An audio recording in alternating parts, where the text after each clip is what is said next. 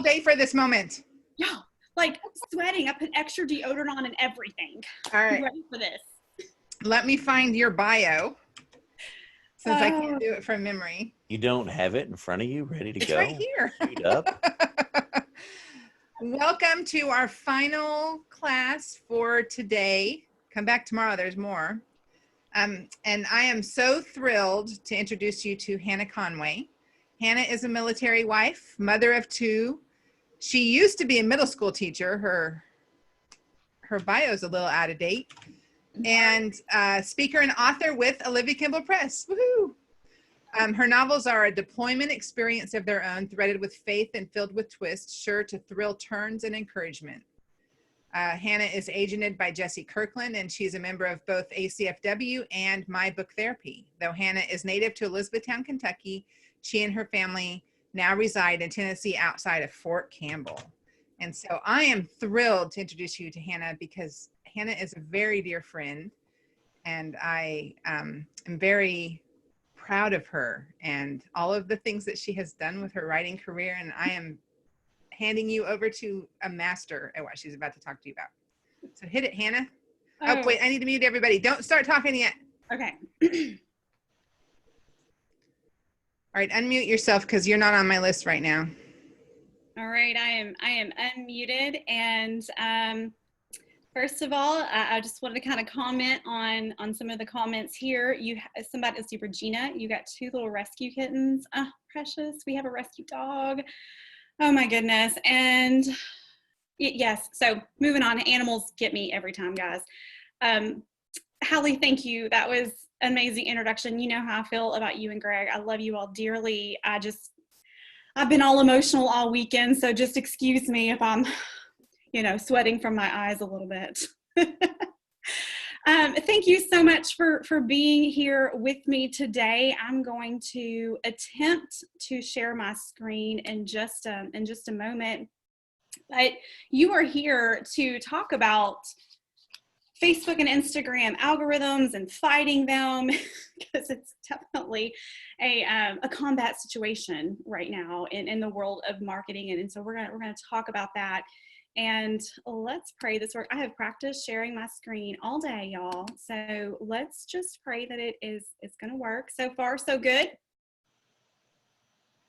And if you could just give me a thumbs up to show me that you at least see. Okay. You're good to go. We can okay. Awesome. This is called the Alog-Mist. It's pointers, not potions, for navigating Facebook and Instagram algorithms. And believe me, we do want to know. We want to know those. I am a military wife, a mama, a former teacher. Currently, I serve as our church's women's ministry director and coordinator for their social media marketing and communications. I'm a busy chick. I also co-host a podcast called What's Your Story with Stephanie Cook, and that's where we're at right now, and that's where I'm at. I guess you're here with me in the recording studio here. I'm a speaker. I'm an author with Olivia Kimball Press, and recently I did switch to the Seymour Agency, and you can find me on hannahconway.com, Instagram, Facebook. I am on Twitter and Pinterest, but I live on Facebook and Instagram. And we would love for you to check out What's Your Story with Steph and I. We're growing our audience right now, and we're real women sharing real faith. Sometimes it's just the two of us chatting. Sometimes we force our husbands to join us for Father's Day special. And we just talk about real life issues. So that's my shameless plug there. My family, this is McLean, my 15-year-old son, who, y'all, he's so stinking cute. I can barely stand it. And Willa is my 9-year-old. She'll be 10 July 3rd. And my hubby, Steven, his birthday is the end of the month. We'll be married 17 years on the 28th. So pretty excited. And we're actually right now in the process of working to get custody of my oldest niece. So I will have 3 kids and she's a teenager. What are we thinking? Right?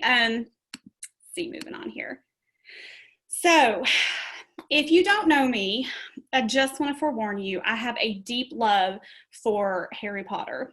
And just take a moment, like if you have any judgment, just, don't. So Facebook and Instagram, they have changed their algorithms. And so when I'm talking about algorithms, I'm talking about basically this formula that no one really knows, and it's what post gets shown and how many people see it and when they see it. And this thing is constantly changing. It's crazy. It's very frustrating. It's very stressful. And you might think that you can't master it, but just don't worry, you're going to be fine. You're going to do it. Let's see here. I did provide a handout for you guys, and there's a lot of information. I've made some extra notes on mine. If you don't have that handout, you can just hop over to our super secret Kentucky Christian Writers page where you guys have been, and the handout is there. But I do want to break down just some basic information on Facebook. It's a huge audience. We're talking very wide and a very deep reach. Like it's massive. It's all about connection. Facebook wants to see people interacting, responding, sharing, sending messages. They want to see those connections. 7 out of 10 people are on Facebook, and honestly, that number is getting closer to 8 out of 10. I think what was last, it was like 7.6 out of 10 people are on Facebook. So it's edging, it's getting closer. It is definitely a must on social media. So if you as a writer were like, where do I start with social media? Facebook, like that, get an author Facebook page. You also need to know that Facebook owns Instagram. If you didn't know that, now you know. Whether good or bad, it is what it is. Okay. Now, Facebook, some of the changes that they have made, and we know that they're still making changes, and though we don't know their algorithm, we can observe it and see what is happening. Does that make sense? We can see and then make assumptions based on that. So we know that they are suppressing organic reach, which is unpaid reach, meaning they are suppressing how many people can see your post for various reasons. They're Facebook, right? They are hiding posts. They are delaying posts. They are showing posts based on viewers' habits. And they're also showing posts based on how long the viewer is staying on the post. So if you're scrolling and you stop, Facebook is counting. And if you stay more than a couple seconds, they're like, oh, this person wants to see more of that person's post. And so they will promote you based on that. It is harder to be seen and found on Facebook now as an author. It is. One of the classes that I was in earlier, they're all blending together. Someone in the audience commented, don't put links in your post, put them in the comments. And that does help. That is one thing that can help you, but it's still just harder to be found. If you aren't paying, with an ad or a boost, then Facebook is like, we'll show you when we have time. And what we've also noticed is that the number of likes doesn't seem to matter with Facebook anymore. And what they've noticed is that we do this automatically. We'll do the double tap on Instagram, or we'll like something on Facebook, and it doesn't mean anything anymore. And Facebook, again, is about connection. They want someone to like it and mean it. And we'll talk more about that in just a moment. So Instagram is owned by Facebook. They are also all about connection and sharing pictures. It's very visual. You're sharing pieces of your life, short little, images of what's happening. And we'll talk more about do's and don'ts of that. But you are showing your life on Instagram from your point of view. Like if I'm sitting here, I'm not going to take a selfie of myself and post it. I'm going to take a picture of the computer and the window, and I'm going to let the viewer experience what I'm seeing. Stories on Instagram actually have become really popular, and that to me is interesting. People want just short little clips, and that's Instagram. Post pics, polls, questions, use text on stories. You do want to limit, like if you're doing Facebook stories or Instagram stories and you're just talking, you do want to limit that people, how do I say this nicely? People are they're kind of selfish, right? They don't want to just see other people's faces. They want something that interests them. So if you, that sounds terrible. You guys are like, I'm tuning out right now. But if you can post a pic or text, they're more likely to interact with if it's just not you talking. You know what I mean? After a while, they get tired of hearing me talking. All right. Also, Instagram is suppressing organic, which means unpaid reach. They are hiding posts. They are delaying posts. I noticed some of my friends, I will see a post that they posted 2 days ago and I'm just not seeing it. Well, why is that? It's because Facebook knows my searching habits and shows me stuff when they think I should see it, which isn't fair. I want to fight against that, but it is what it is.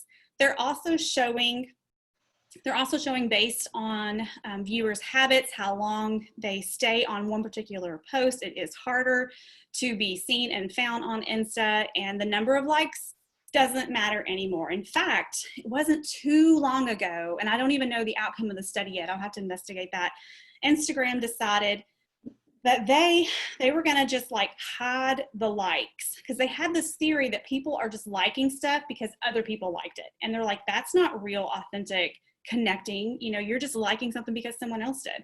So they were hiding likes to see, if that actually brought engagement to different people. And I'm not sure what those results were, but I would be interested to find out. Okay. We do not know what these algorithms are. They change all the time. That's what we know. But again, we can observe them and we can fight them with just some basic smart tips. And the first is this. It's the 1 in 5 rule, or the 80-20 rule, meaning on social media, I'm only going to post 1 out of 5 times something that's blatant advertising, like buy my book, or a blatant selfie of me doing something work related. I'm going to be very careful with how many times I'm posting myself holding a book. Does that make sense? Okay, let's see. I'll say this. Take a moment when you get a chance, not now because I want y'all to stay here, but when you go, when you're scrolling, I want you to look at other authors and what they're doing. And just tell me if you are finding that people are just constantly posting pictures of themselves, of their books. Look what I'm doing. Look how great I am.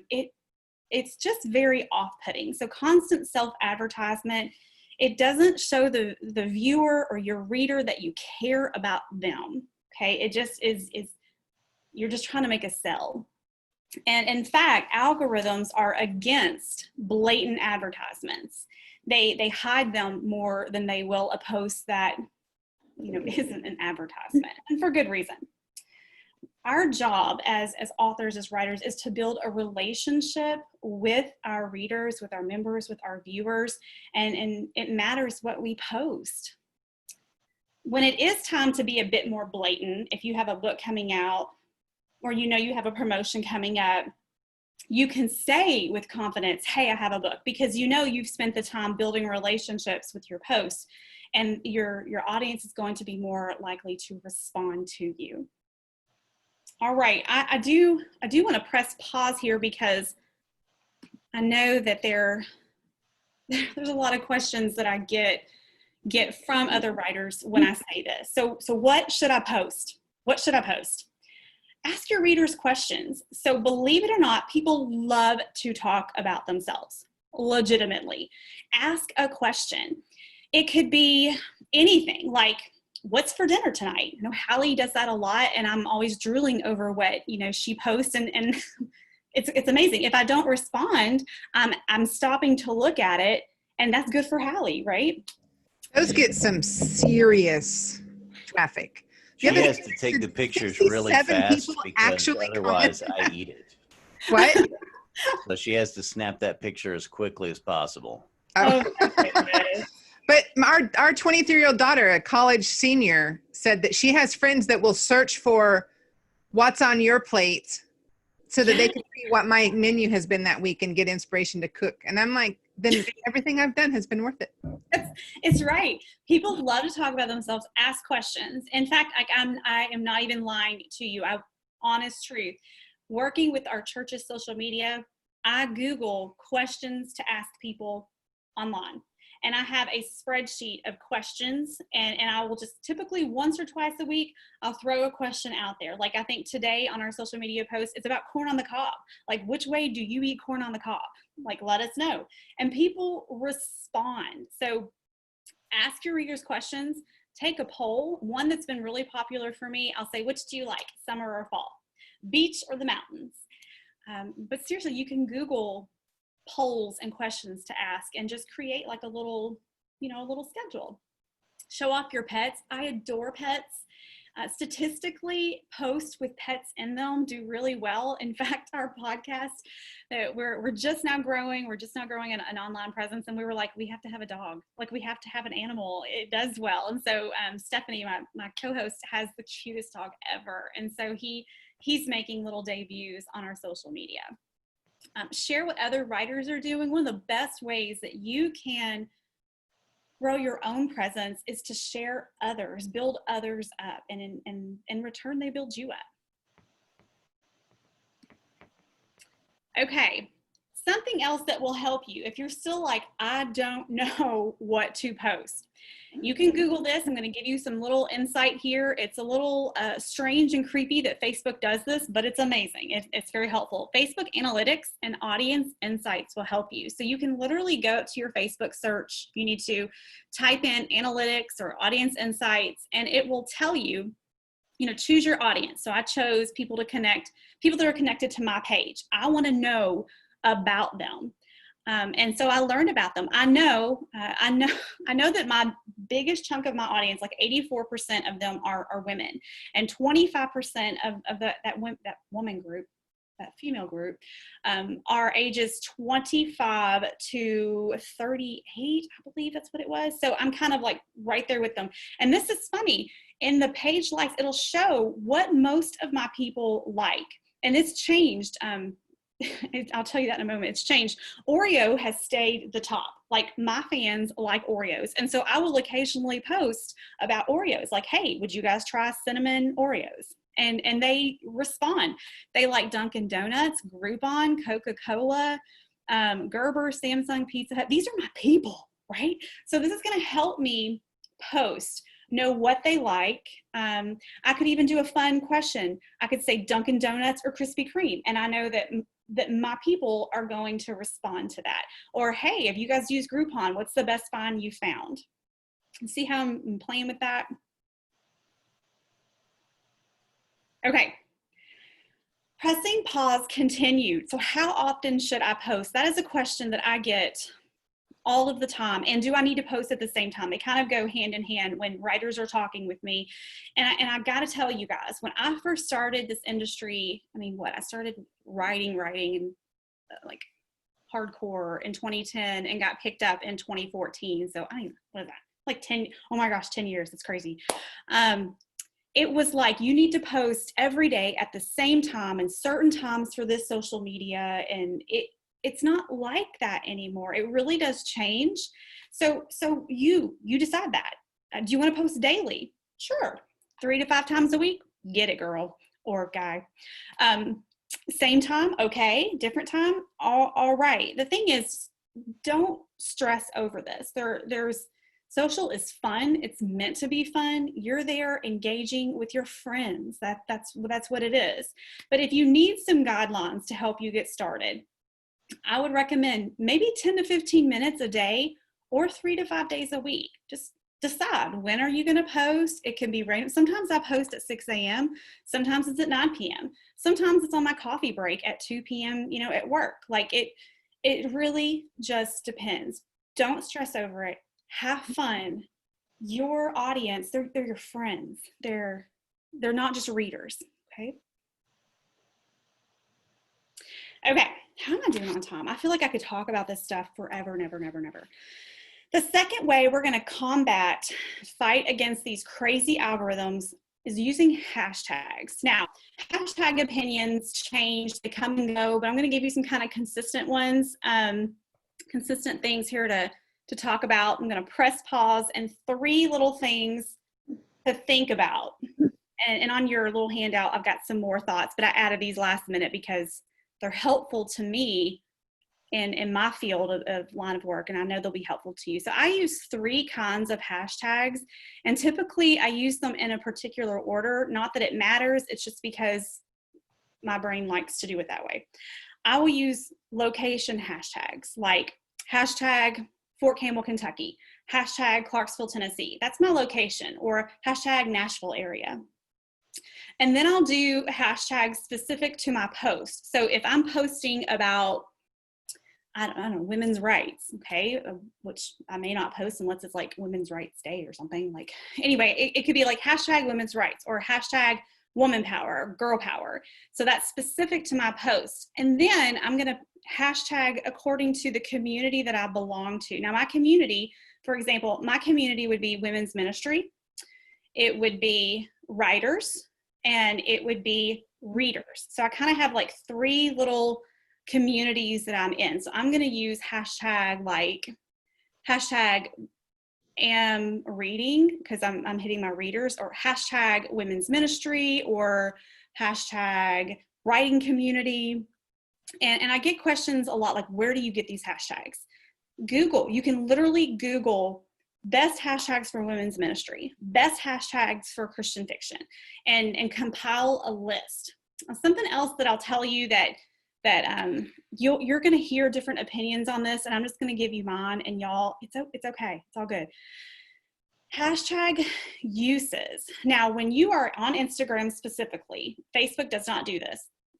If you're on Instagram and you're typing in hashtags, a list will pop up, and it'll tell you how many times this hashtag, like how popular it is. And it'll give you a number anywhere. It'll be like less than 100 or 2.7, million uses. I aim for hashtags that have a use of about 10,000 to 200,000. It's a small pond to fish in. So hashtags help people find you. And I'm not necessarily going to use a hashtag that has 3.5 million uses, because that's an ocean, and I'm not going to get found there. And occasionally I'll use it, like hashtag blessed. I might do something like that. But there we go. And then a little tip for you that has been really fun. I actually gained almost 100 followers like within 2 weeks doing this. It was follow some of the hashtags that you're using. For example, I started following the hashtag writing community and the hashtag women's ministry, or hashtag bookish. And when you follow them, you start seeing their posts, and then you can share them, and then they share what you've shared, and it's this great share fest. So that's hashtags. I do want to point out that on Facebook, you want 1 to 3 hashtags. Sometimes I use 4 just because we're in Clarksville, Tennessee, and I'm trying to get Clarksville and Fort Campbell because they're really close. But Facebook, fewer hashtags are better. They seem to be better. They're actually linking people to find things. And they also use more tongue-in-cheek hashtags that don't really mean anything, like hashtag, what did I put? I put hashtag I have too many coffee mugs, or hashtag that's my life. Those aren't really links that people are using to connect. They're just kind of funny. Now, Instagram, you want to use more hashtags. They are using it to find and link together. Some say to use 11 to 13 hashtags. Some people use 1 or 2. Some people say a minimum of 19, or to use 21 or all, which I think 30 is like the max, to use all of them. Y'all, I really do a mix. I do a mix. Sometimes it's 5, sometimes it's 20, sometimes I max it out. And it really just depends. I do know that if you consistently use the same hashtags, Instagram notes that, and they will like suppress your reach. So I'm trying to like mix it up, and so Instagram will know what I'm doing. I'm not sure if it's working, but I feel like it is. Okay, is that all I need to say about, there we go. The third way to combat algorithms and I'm going to say this, and I know I'm going to have some of you guys on here that you're just going to disagree, and it's okay. I still love you. It's all good. Repeat equals defeat, meaning if you are posting the same types of posts, if they look the same, if it's the same content, if it's even now, Instagram is cracking down on patterns. Like some Instagram pages are so beautiful. It'll be like a quote, an image, and a dog or whatever, and they repeat this. If you're repeating, it seems to suppress. Your post seems to be suppressed, and your readers are like, oh, it's the same thing. So you want to stop the scroll, and you know what I'm talking about. When you have your phone and you're just scrolling. When you stop on something, I want you to think, why are you stopping? What grabbed your attention? And that's what you need to, and what I need to replicate on our social media. So you want to stop the scroll. Remember, Instagram and Facebook are counting how long that person is standing on a particular post. So if you're doing the same thing, mix it up. Oh, I do want to point out, someone had asked me when I was teaching on this before, they were like, do you mean the same content?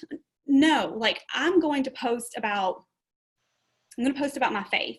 I'm going to post about writing. I'm going to post about what I'm reading. I'm going to post about books.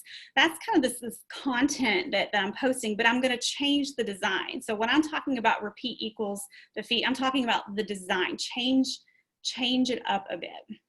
Okay.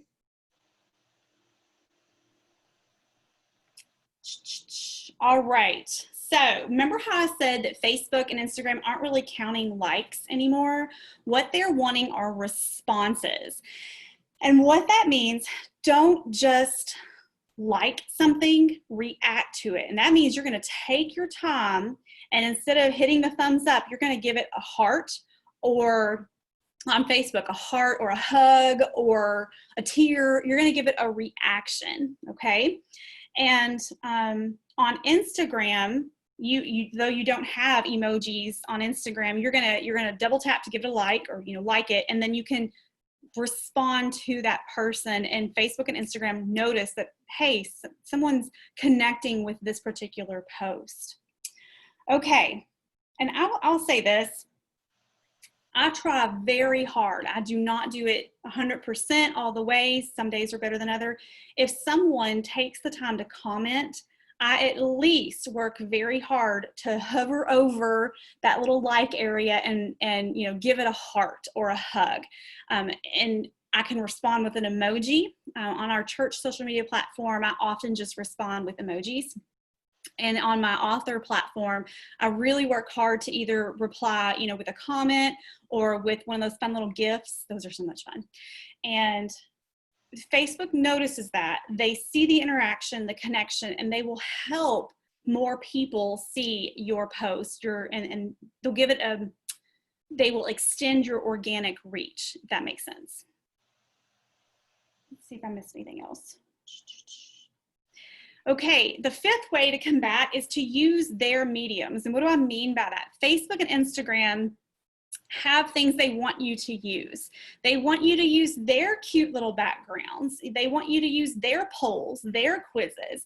And often when they see you doing that, whether it's YouTube Live or a poll, they will promote it more because it keeps people on their page, and that's more money in their pockets, right? Their name gets bigger and bigger. So use their platform. So sometimes, and you guys are already doing this, if it's somebody's birthday, you'll choose a cute little background, right, that's from Facebook, and you will say happy birthday to you, hope you have a great day, post it, right? Facebook loves that. So do that with your readers. Choose a cute little background and say, hey, what'd you have for dinner tonight? And let people answer. And then when they answer, you take the time to react. If it's on Facebook, give it a heart, a hug, hopefully not a tear. And if it's on Instagram, you're going to heart it, like it, and respond. And you will see your organic reach go farther. Okay. Limiting selfies. Let me take a drink because we got to talk about this one. How are we doing? We're doing good on time. Limiting selfies. First of all, hold on. We'll come back to that. Okay, limiting selfie. You want to show your readers life from your point of view. They don't necessarily want to see your face, which I know is beautiful, okay? Like you guys are rocking it, but you want to just turn the camera and show what you're seeing. When someone's reading a book, they love, or watching a movie, they love the experience. That's what they're after. And so you're going to give them that on social media. It lets your reader experience your life and they feel connected to you. So if you're constantly posting selfies or pictures of yourself, you know, being awesome, which I know you are, it takes the reader out. They don't connect with you as well. But if I'm taking a picture of a waterfall that I just went to, it's like the reader is right here with me and we're looking at it together. It's just a different little change of your mindset. And I'm not saying don't ever post a selfie, because I'll show you in a minute, you know, when I don't like doing it, but I know that I need to do it sometimes, right? And I'll show you that in just a second. So what else? Show them what you're doing from your point of view, not necessarily your face all the time. And I do want to kind of talk about a caveat and give you some examples here. It does depend on your market when we're talking about selfies or the use of faces. If I am on my author page, on my Instagram, I just took this today. If I'm promoting myself, I want to use less faces because I want my reader to connect with me. So when it's time for me to promote, they're like, oh yeah, of course. So you can see these images, like I'm pointing at them right now, like you can see me pointing. You can see I'm at a coffee shop, I'm at a waterfall, I'm sitting down to plot a book, and then you see me, I'm podcasting, and that's where I get to promo. I'm like, hey, check out our podcast. And you can see that 6 posts there. I'm following that 1 in 5, a little less. I have to force myself to do selfies or post an actual promo there. But if you look over at my church's page, you see, you're good at games. You see more faces, and that is because my market's different. My church, I want to show people engaged in building community. I'm not necessarily selling anything at church, right? Like I'm selling relationship. And with my books, I'm inviting people on a journey with me in hopes that they'll buy my book. So you can kind of see the post, and you can even see there's really no pattern. I've mixed it up. The colors are a bit different. That hopefully will stop the scroll and get people to pause for a moment. Okay. That is my spiel on selfies. And anyone that's posting duck face selfies, you know, like, don't. We'll talk later. We'll talk after class, okay? So you're going to respond to your people with a reaction, like a heart or a hug, and even just write back to them. You're going to use Facebook and Instagram's mediums, what the tools that they're giving you to connect. You're going to limit your selfies. And remember that social media changes. It is changing right now. I mean, it just is. If we are going to try to chase it, it's exhausting. Like we'll all end up on anxiety meds. Just don't. But the biggest thing that I will say is that we need to have a newsletter. And don't worry, I will pause and we're going to talk about that in just a moment. But I do want to kind of show you my numbers. Do these pointers help you? Do they work? And I taught this class back in the fall, just about 30 days or so after putting these new practices in. I'd come into church at our church and taken over their social media platform and had done just a ton of research and started using these pointers on myself for my author platform. And you can see, I wish I had a pointer right now that you could see. From September 2nd to the 29th, my reach went up to 46,000 and improved 616%. Then you go over to we can see your mouse pointer. You can? Yeah, we can. You can see that? Yes, we can. Yes, that is awesome. Well, look at that. All right, and then you can see in the middle one here, it went up, the reach went up to 80,000. It improved 125%, and then over it improved 45%. Now this fluctuates, it does go up and down. I was in the midst of promoting my audiobook, my Christmas audiobook that had come out. So I know that these numbers are up, but I actually went back today to see, okay, now that I'm not like in promoting season, what would it look like if I'm just doing this, you know, not promoting? And you can see I'm down on my page views, which is up. What? So all of you after this class, go over and look at my Facebook page. But you can see I'm up again. So you can tell that I've taken a break from social media. I had lost my granny recently and just kind of took a break there. But you could see once I got back on this, you can see where I took off and the spike jumped. So these pointers absolutely work. They help you. Whew, I'm going to take a break because this one's deep. The best way to combat, to fight against algorithms on social media is to have a newsletter.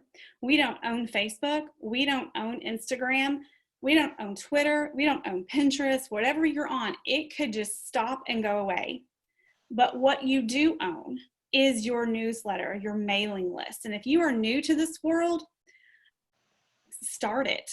Like right now, like start a mailing list, a newsletter list. And that could just be a whole class on how to do that. But I will tell you, it's super important. I would say Greg and Hallie would agree with me.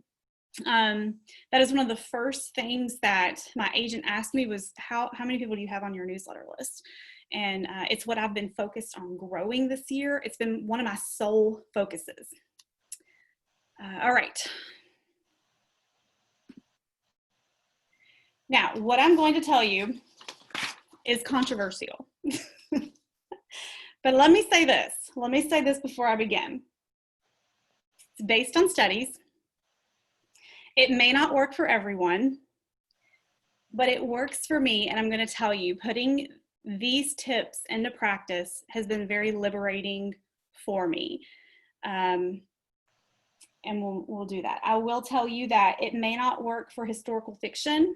I know that many historical fiction people want more information in newsletters. They want stories, they want book recommendations. I understand that, but for my market, I'm in contemporary romance. It seems to be working fine. I'm at an average of about 42 to 43 open rate, which is very impressive in this industry, which is about 30 to 33% open rate.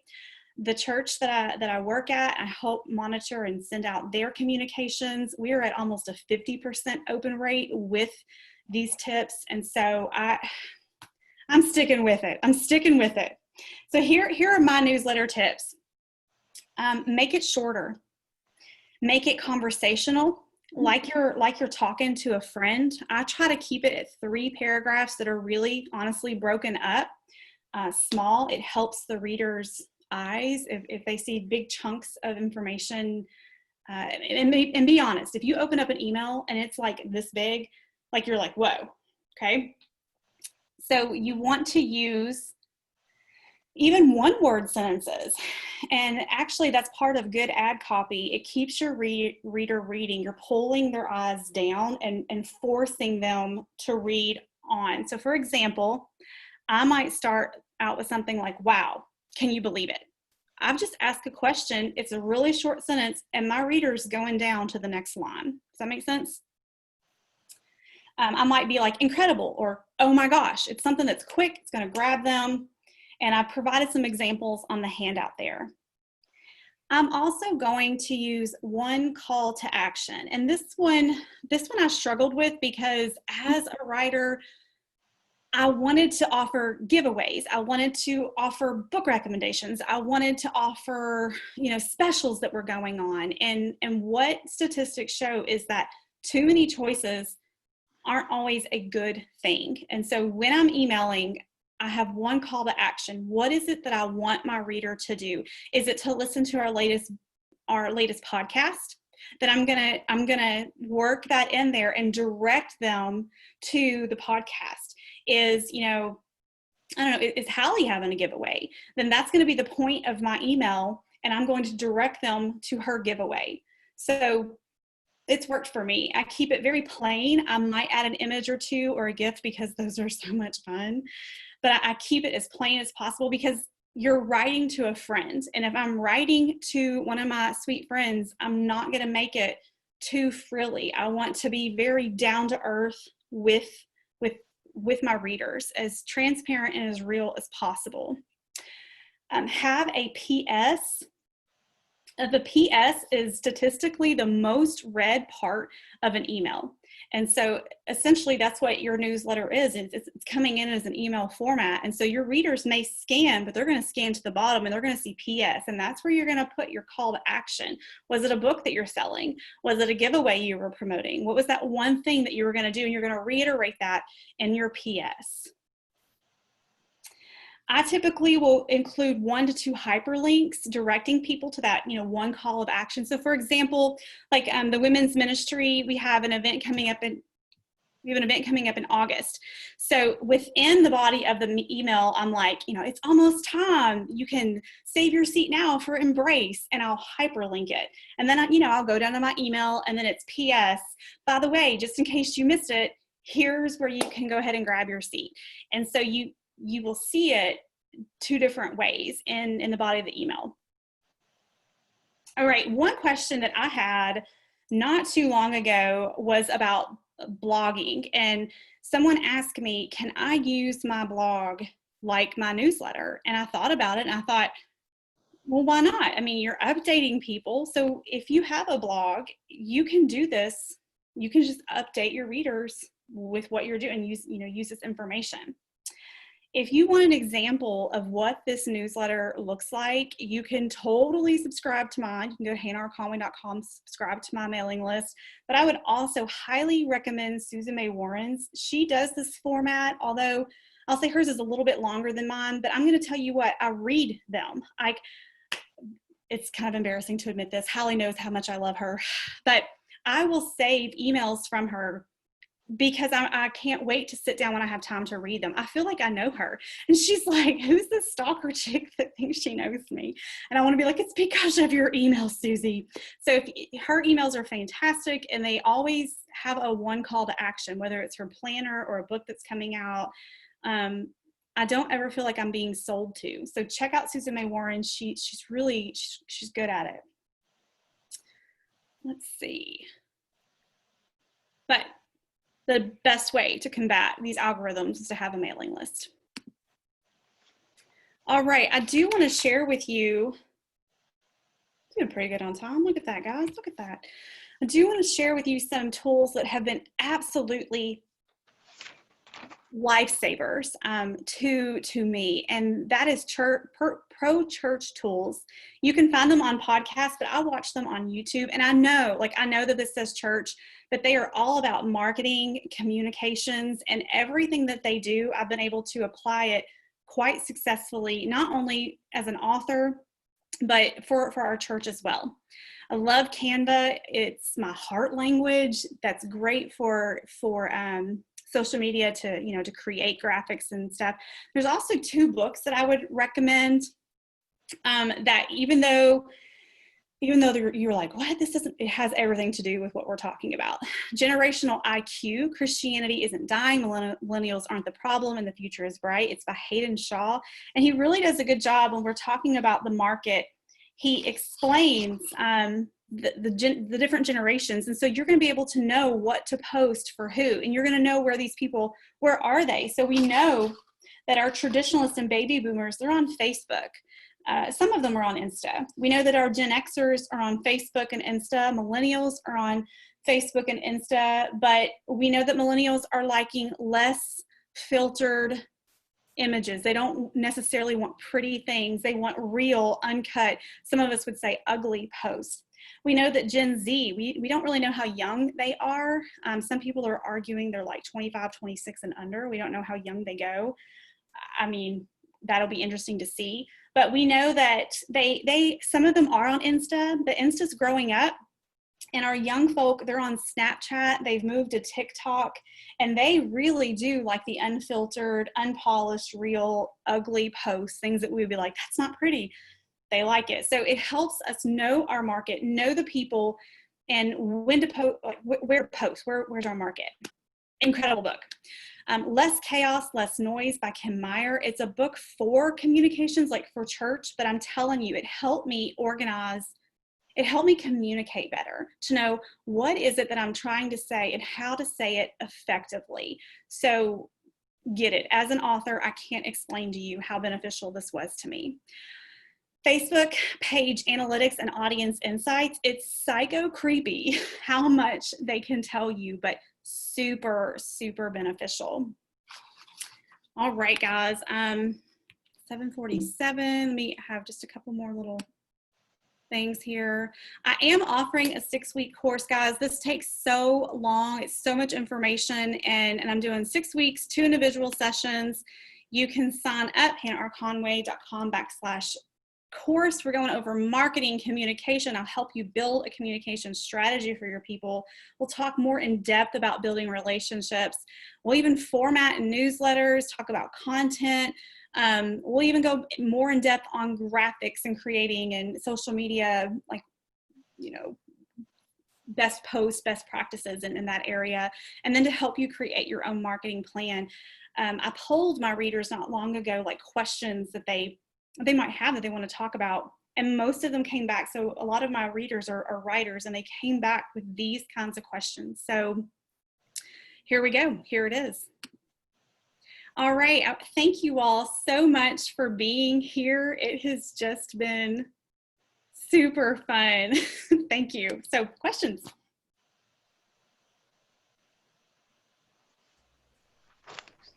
So there's a lot of questions in the chat. Oh, Lord. Stop sharing, Hannah, so we can access the people. Access the people. That sounds very divergent.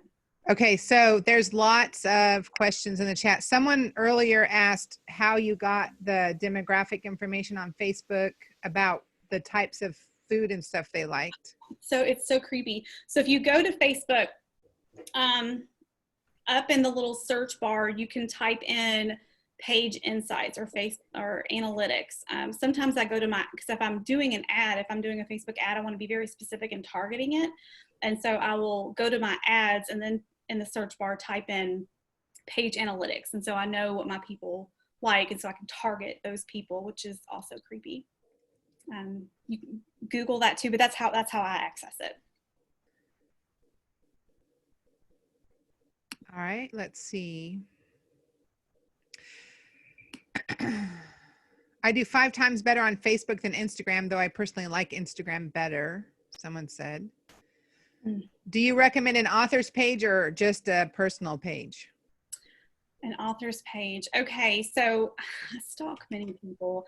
I will say check mine out. You can see how I do, but I really like Tosca Lee, Toscalee,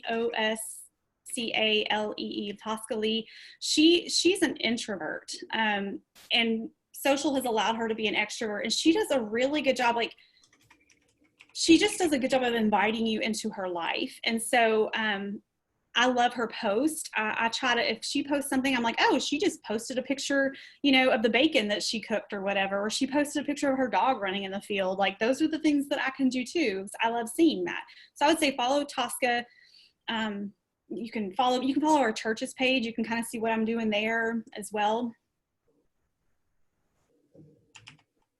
Okay. You guys can unmute and ask questions. Here's how do you do all this in 15 minutes a day? Okay, so legitimately, you get really quick at it, really good at it, and sometimes right after, in the morning, I wake up, I have my coffee, my Bible time, and I will take 10 or 15 minutes and do social really fast. So you get quick, promise. All right, let's see. Yeah, Rhonda Wells, I'm a total Tosca Lee, very private, but want to sell my books. Yeah, she just does a great job about you want to buy her books because you just love her post. Okay, if you have a Facebook page, click on Insights at the top. Yeah. Does the 80-20 rule apply to business pages? all day long, like all day long. We use it for our church. Like I should have pulled our church's insights up for you. I don't know if I would have been allowed to do that. Anyway, it is incredible. It is incredible so literally like once, maybe twice a week, I will say like my post for, hey, come to church is typically like I mean, things are wonky right now, but they were typically reserved for Saturday. And then there would be like something that we were advertising for the community that would go out. So only like 2 posts a week would be promotional. The rest were engaging and connecting with our members. And I work very hard to do the same thing on my author page. Okay, so my book will be about prayer. So I only post about prayer and not about myself. Do you think it's important to post about yourself? It is. It is. And people want to see what your coffee mug looks like. They want to know what you ate for supper. They want to know what your dog looks like. They want to know, were you on a vacation? Or, you know, when my grandma passed away, my readers, they wanted to know that, and I wanted to share that with them. They want to know you, and it is, I mean, I guess you could say it's a bit creepy, but it's also beautiful that we're connecting with these people in this way. Does one have to post every day or every other day? I would say just you do you, boo. You stick with something that works for you. If it's every day, okay. But if you miss a day, whatever. There are some weeks that I can post every day, but there are some that it might only be 3 days or 5 days or every other day. As long as you're there and you're showing up, what we're seeing is it doesn't matter anymore, because there's not a set time like there used to be. It's about connection. If Facebook sees that people are engaging and you're engaging with them, then it doesn't seem to matter when you post anymore. Are you using both a personal profile page and the author page, or are you doing your author page mainly as personal too? So on Instagram, my page is just my author and personal, like it's just together. And I guess I could separate that, but it works for me. It just works for me. But on Facebook, I have a personal, and then I have my author page. And I honestly am more engaged on my author page than I am my personal page. I'm like, I like my readers. They're fun peeps. So that would be my answer to that, is that if you are on Facebook, I would recommend that you separate your personal from your author for several reasons. But Instagram, it just works for me. Someone said, what's your opinion about how many Facebook pages you have? I was advised to make an author page, but I find more interaction with my personal page, and I don't mind showing author related things on my personal page. Should I delete my extra Facebook pages, commit to one only? No, question? I mean, no. I mean, I will post, and Hallie, you do this too. I mean, you'll post to your personal page if you have a book coming up, or you'll share something from your personal page, you know, to your author page. I don't think necessarily you need to delete unless it's overwhelming to you, and then by all means do what is going to be less stressful for you. Do you mind if I answer something? Yes, please. What I do is everything goes both places except book promotion, and it doesn't go to my personal. Okay. So everything posts to my page, I share it to my personal, and I communicate on my personal, and I communicate via Instagram to my page. And so everything is constantly going everywhere all the time to all the places, but it's all the same information except book promotion, and that's only to my page. And Hallie, what you're saying, some people would even disagree with what Hallie's saying. They would say, oh, you shouldn't post the same content. But if people are engaging and interacting, it's okay. There don't seem to be too many rules with that anymore. It's just interact with people, be their friend. And you want to interact with them on their level. So someone might not want to be my friend because then I have access to them, but they might want to like my page or follow me on Instagram. Exactly. Anyway, back to you. Sorry. Oh, girl, anytime you want to jump in with advice, please.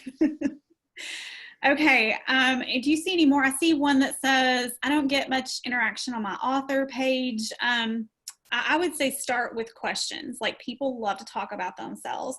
I think I did one we're in a military community. I think I may have asked like, how many places have you lived? And just to see their responses, or post a pic of your dog or, your pet.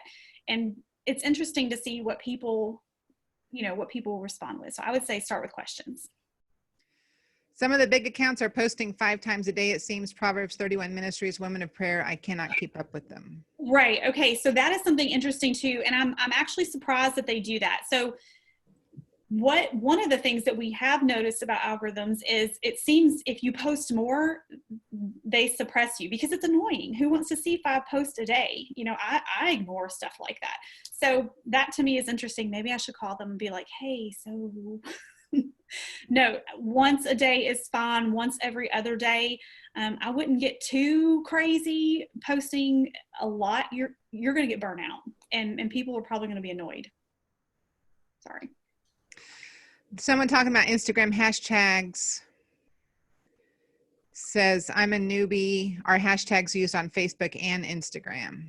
They are, just for different purposes. So less hashtags on Facebook. Any 1 to 3, I will occasionally use 4, especially, let me say this. I don't use a lot on my author page, which I probably should, but when I'm promoting our church, I typically will use 3. I've started to use 4 because we're in the Fort Campbell area and I want to include them in the location. So I do hashtag HBC for our church, hashtag Clarksville, Tennessee, hashtag Fort Campbell, Kentucky, and then I'll add like a tongue-in-cheek one, like, I don't know, it's fun, hashtag Fun Friday, so Facebook isn't as serious with their hashtags, whereas Twitter and Instagram are. People use hashtags on Instagram and Twitter to connect with like-minded.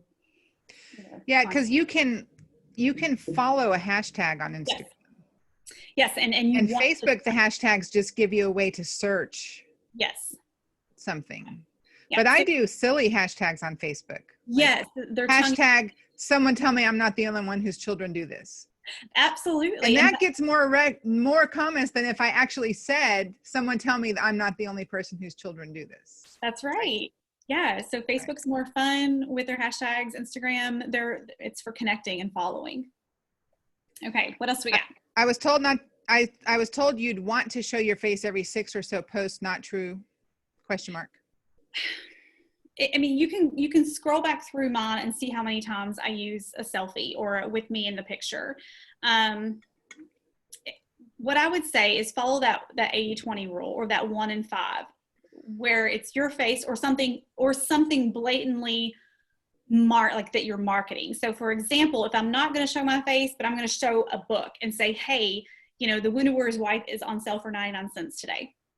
That is a blatant, like in your face sales. And I'm only going to reserve that 1 in 5 posts. And I do it a little less. But as far as your face, just look, if you're looking and every other picture is you doing something awesome or looking all cute, just think about it. You want the reader to be with you and not just staring, at you. So just be considerate of that. I think this was about newsletters. How, when you write in different genres, Christian and non-Christian? So do you mean like 2 different newsletters? I'm thinking that it's wondering how to reach an audience. Okay, so right now I'm definitely fiction, but I have a podcast group that's growing and they're starting to follow. That's nonfiction, and I'm working actually on my first nonfiction book. So there's room for both of them. The people that love and follow me on my fiction have grown to love me, and I love them, and so they're going to be interested, in the nonfiction as well. So I can send one newsletter, and if they're not, they're going to love me enough to share it with someone who might be interested. So that would be my answer to you, is I wouldn't necessarily send 2 per se, but that's my opinion, and I'm sure other people have them. I have both a blog and a newsletter, so it often feels like twice the work to keep both going. Knowing what to share post is a struggle. Okay, so knowing what to share and post you mean in the newsletter? Do you think that's what that means, Hallie? Like what to put in the newsletter? I think it's what to post in general. I think that sounds like burnout. What I did was create a regular posting schedule, like my interview every Wednesday that I'd post, and my video post every Monday. And then I have, a few days a week where I can just post hither, yither, whatever I want. Mm-hmm. Okay. Yeah, I would say that. Like, I know that I'm going to post what I'm reading. I'm going to post what God said to me. Like, so I'll typically take a picture of the verse that I've read, or, what I'm reading. I'm going to post my coffee. I think they're talking about a blog. Oh, like topics. Okay. Well, I mean, I don't blog anymore, or I guess my blog would be a podcast. So I would encourage you, ask your friends, what do you want to hear about? Make topics and blog about those. That helps. You can also search for author blog topics and get lists. List. Absolutely. Thank you. You're welcome. I started my newsletter in May and have 55 subscribers. What is a good growth rate? Is there a number I should aim for, or is open rate more important? Oh, that's just grow. So my goal, I'm sitting at about 3,800 right now. And my goal for this year is to hit 5,000. My ultimate goal is to hit 10,000. And my agency in the nonfiction world, she's like, get as many as you can. And I'm like, oh my gosh. So just grow. Keep going. What email program do you recommend for your newsletter? I started out with MailChimp, and it was great for me when I started out. It really was. But I actually have since moved to MailerLite. And Hallie, I know you have one that you use. MailerLite was very similar to MailChimp, and so I didn't feel like there was a learning curve there. I had tried MailJet, and just kind of struggled to learn it. Not that it was bad in any way. It's just that I didn't want to learn. I wanted something that felt similar. So I really like MailerLite. MailChimp is great to start out with. But Hallie, what is it that you use and you really like? Actually, what I use now is ISP. Ionis's interface through MailJet. But so let me talk to that for a second. When you get up into those Hallie Bridgman and Hannah Conway numbers of people subscribing, a lot of the mail services like to start charging you money, and that can get kind of expensive. So our internet service provider used to be 1&1. It's now called Ionis. It's like $1 a month or something like that, Hallie, or have we upped that now? I upped it. I pay we pay $8 a month. Okay. But I can send out $8 a month, and we 25,000 emails. 25,000 emails a month. So basically the answer is check with an ISP to check with your internet service provider, the same people that host your website, your blog, etc. They might have a mailing program that's way more affordable. Now, what surprised Hallie when she went into it is it's MailJet. So MailJet, for about a third the price. And I left MailerLite when they got hacked by Russian bots. What? Yes, but it was like 3 years ago, so chill. Yeah. And I went to Mad Mimi, which was amazing, and then found out about Ionis's $1 a month, and I went there, and it was the same interface. So I think Mad Mimi uses MailJet. But Mad Mimi was wonderful. Oh, my goodness. Now, Mad Mimi had a single hack, and they had a bad reputation. And what we're talking about there, they didn't have a bad reputation among people, but the DNS servers really scrutinized the emails that they sent out from that point on. But Greg told me they fixed that. Yeah, they have fixed it since. But and if your open rate's good. My open rate actually went from about 62% to like 30% in a month, which is why I left them. Yeah. But if you're up in the 40s, then you're fine. Yeah. And occasionally you have to prune the vine. You got to prune that list. And if the folks, hey guys, you haven't opened an email from me in a while. I'm sorry to see you go. If you don't want to stay on, that kind of thing, the goodbye letter. But if they click the goodbye letter, then you can keep them. But if they don't, prune the vine a little bit, and that'll get your open rate back up. Let them go. Just let them go. Every Yeah, 6 months? yeah. Okay, I do. Cole, you did say, I see your question over here. Like you're like, I don't think my agent's gonna be impressed with 55 subscribers. Just keep growing. Just keep going. You're doing it. We've all started there. You got this. You got this. All right. Anything else?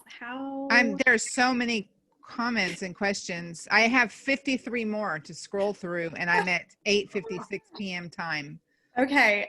So y'all are free to come and to leave. I'm gonna keep scrolling through these to see what, unless Hannah just wants to go to bed. It's been a long day.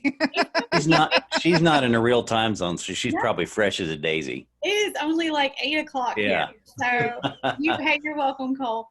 Let's see. When I share my author page post to my personal page, which isn't public, garners more likes and reactions than my author page, which is public. Should I not be reposting my author post on my personal page to encourage the likes and reactions on the public page instead? No, just you keep growing your author page, because when you go to send in a proposal, they're going to ask you how many likes, how many followers do you have on your author page? How many followers do you have on your personal page? How many followers do you have? Like it's a numbers game. It's a platform. So whether or not you're getting more likes on a post on either, just keep doing it. And you're welcome. I've had fun too, Sharon.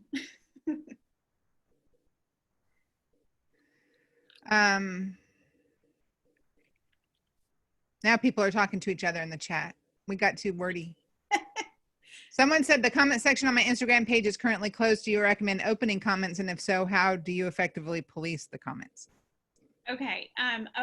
Okay. This is a fun question. I'm not sure at what age. I don't know. I get weird, creepy comments from guys to like just weird stuff. So, but you can just delete them. I want to keep comments open, and so if one is offensive, I just delete it. You can kind of like hold it, swipe it, make it go away, and then on our church's post, I typically always have the comments on. And there's one time, we do have some church members on here, so you guys mouth closed. There was this one time that somebody had posted something, had commented very offensive language. And I got a phone call from church, and they were like, this needs to go away immediately. I was like, swipe, but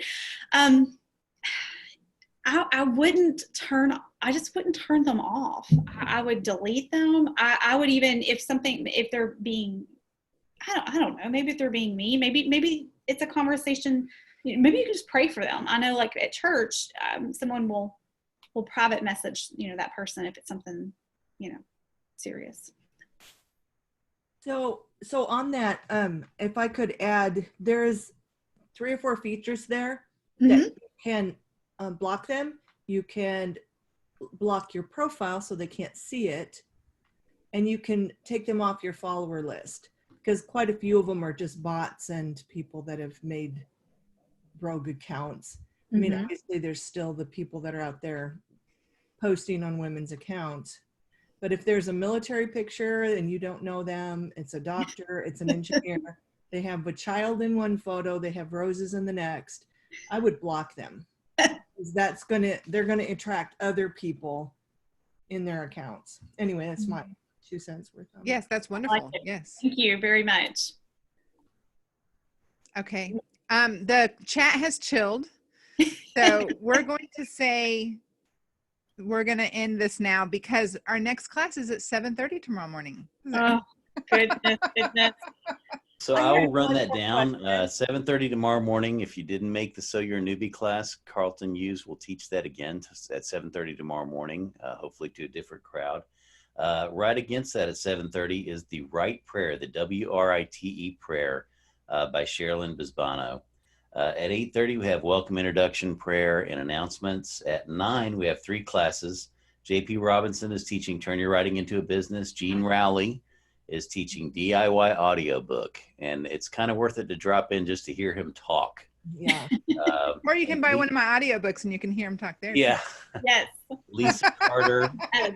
Lisa Carter will be teaching maximizing your writer voice, and she did the editing class today, which was amazing.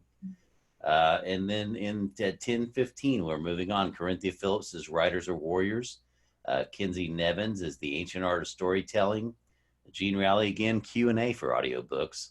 And then Chip McGregor is doing an Ask the Agent hour. So that could be very enlightening because he is very, very much in tune with the current state of Christian publishing. He's the book guy. Yeah. He is. He is. And then our final afternoon sessions before our last keynote, Kinsey Nevins is teaching social media and its uses for authors. Tony Shiloh again, building your tribe on social media.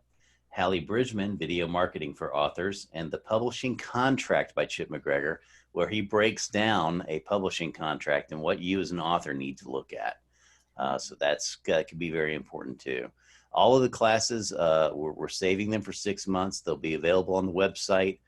All but one session is going to be closed captioned, apparently. We had a glitch this morning, but the closed captioning is turned on for the rest of them. And also the full text of the chat is saved as well as any class material. So don't feel pressured to attend one or the other.